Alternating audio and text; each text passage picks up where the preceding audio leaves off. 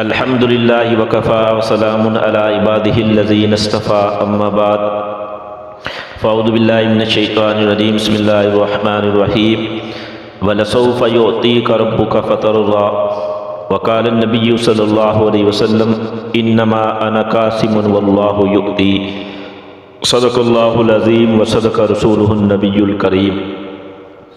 سرکار دو عالم کے رخ پر انوار کا عالم کیا ہوگا، جب زلف کا ذکر ہے قرآن میں رخسار کا عالم کیا ہوگا۔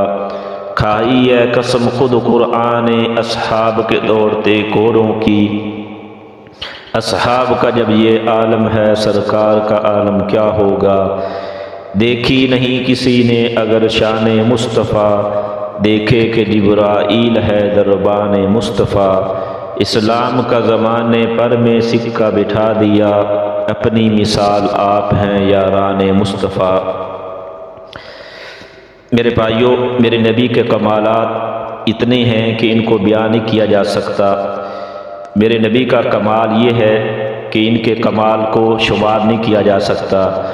دنیا کے کمالات کو سوچا جا سکتا ہے، پرکھا جا سکتا ہے، گنا جا سکتا ہے، مگر میرے مصطفیٰ صلی اللہ علیہ وسلم کے کمالات انسانیت کی شمار سے اور ان کی حدود سے باہر ہیں۔ بہت سے کمالات رسول اللہ صلی اللہ علیہ وسلم کے سراپا اقدس میں اگر دیکھا جائے تو سر سے لے کر ایک ایک عضو، میرے پیغمبر کی ایک ایک ادا، میرے نبی کا ایک ایک اشارہ، نبوت کی زبان سے نکلا ہوا ایک ایک لفظ، پیغمبر کا رائے خدا میں اٹھا ہوا ایک ایک قدم کمالات سے بھرا ہوا ہے۔ اور پکار پکار کر کہتا ہے، کبھی زلفیں اپنے کمال کی طرف متوجہ کرتی ہیں، کبھی چہرہ اپنے کمال کی طرف متوجہ کرتا ہے، کبھی آنکھیں کہتی ہیں ہمارے کمالات کو آشکارا کیجئے، کبھی زبان کہتی ہے میرے کمالات پر گفتگو ہونی چاہیے، کبھی سینہ کہتا ہے میرے کمالات پر گفتگو ہونی چاہیے۔ میرے پیغمبر کا ہر عضو، میرے پیغمبر کا ہر اشارہ، میری نبی کی ہر ادا، میرے نبی کا ایک ایک بول، میرے نبی کا اٹھا ہوا ایک ایک قدم، نبوت کے کردار کا ایک ایک لمحہ کمالات سے بھرا ہوا ہے، اور تقاضا کرتا ہے کہ میں پیغمبر کی عظمت کے کسی پہلو کو چھیڑوں۔ لیکن جب دیکھتا ہوں تو بالآخر سوچ میں پڑ جاتا ہوں، اور سوچ میں پڑھ کر یہ کہتا ہوں، تیری داستان کو چھیڑوں تو مگر کہاں کہاں سے، تیری داستان کو چھیڑوں تو مگر کہاں کہاں سے، سر سے لے کر پاؤں تک حسن ہی حسن ہے، کمال ہی کمال ہے۔ میرے نبی صلی اللہ علیہ وسلم کی کمالات پر گفتگو کرتے ہوئے، کمالات اس چیز کو کہتے ہیں کہ جو چیز کسی کے اندر منفرد طور پر پائی جائے، سب سے اعلیٰ ہو، سب سے عرفہ ہو، اور خوبصورتی کے اعتبار سے سب سے اعلیٰ ہو۔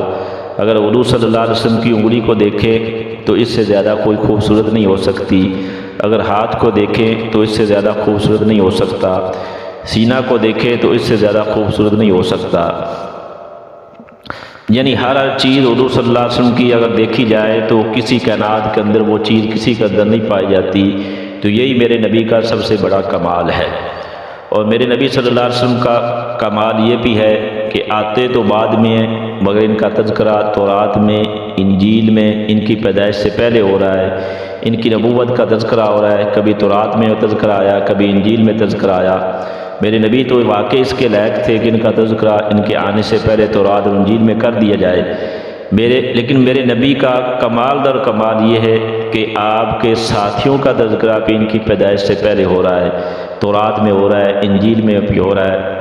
ایک واقعہ سماعت فرمائیے کہ ایک آدمی اونٹ چراتے ہوئے، ایک آدمی نے ایک عیسائی کا دروازہ کھٹکھٹایا، وہ آدمی سامنے آیا اور کہتا ہے، اس چرواہے نے کہا کہ مجھے پانی دیجیے۔ وہ آدمی گھر کے اندر گیا اور کاغذ لایا اور قلم لایا اور کہا، اور اس پر آپ سائن کر دو۔ اونٹوں کا چرواہا کہتا ہے کہ میں نے آپ سے پانی مانگا ہے اور آپ کاغذ قلم لے کر آئے ہیں۔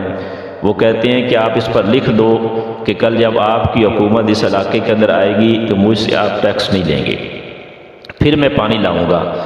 وہ اونٹوں کا چرواہا دستخط کر دیتا ہے اور پانی پی کر چلا گیا، اور لکھ دیا کہ جب میری حکومت آئے گی تو میں آپ سے ٹیکس نہیں لوں گا۔ بالآخر وہ زمانہ گزرتا ہے کہ دن گزرتے رہے، رسول اللہ صلی اللہ علیہ وسلم اس دنیا میں تشریف لے آئے۔ ابو بکر رضی اللہ عنہ اس دنیا سے حضور صلی اللہ علیہ وسلم اس دنیا سے تشریف لے گئے، ابو بکر رضی اللہ عنہ بھی اس دنیا سے تشریف لے گئے، اب وہی اونٹوں کا چرواہا امیر المؤمنین بن گیا۔ جب بیت المقدس کے دورے پر گئے تو آگے ایک بوڑھا کھڑا تھا، فاروق اعظم رضی اللہ عنہ کہتے ہیں کہ کعبے کی چابیاں میرے حوالے کر دو، بیت المقدس کی چابیاں میرے حوالے کر دو۔ تو وہ بوڑھا کہتا ہے کہ یہ رکا پڑھو پھر چابیاں دوں گا۔ یہ وہی رکا تھا جو اونٹ کے چرواہے نے لکھوایا تھا، یہ وہی پرزہ تھا جو پیاسے پردیسی سے لکھوایا گیا تھا۔ پرزے پر لکھا تھا کہ جب میری حکومت آئے گی تو اس سے ٹیکس وصول نہیں کروں گا۔ وہ کہتا ہے کہ میں نے اس دن سے آپ سے لکھوایا تھا۔ فاروق اعظم رضی اللہ عنہ کہتے ہیں کہ میں اپنی بات سے انکار نہیں کرتا، مگر یہ بتا آپ کو کس نے بتلایا تھا کہ اونٹوں کا یہ چرواہا پیغمبر کا خلیفہ بنے گا؟ وہ کہتا ہے عمر قرآن نہیں دیکھتا، قرآن کہتا ہے ذالک مثلہم فی التوراۃ و مثلہم فی الانجیل، کہ ان کی مثالیں تورات اور انجیل میں ہیں۔ میں انہی باتوں پر اکتفا کرتا ہوں۔ آخر میں صرف اتنا کہوں گا، صدیق سا کوئی دیکھا ہو تو دکھاؤ لوگو، کوئی عمر سا دیکھا ہو تو بتاؤ لوگو، کوئی عثمان سا دیکھا ہو تو دکھاؤ لوگو، کوئی حیدر سا پایا ہو تو بتاؤ لوگو، ثانی محمد مصطفیٰ تو کیا لاؤ گے، اس کے یاروں کی مثالیں بھی نہیں پاؤ گے۔ وآخر دعوانا ان الحمد للہ رب العالمین۔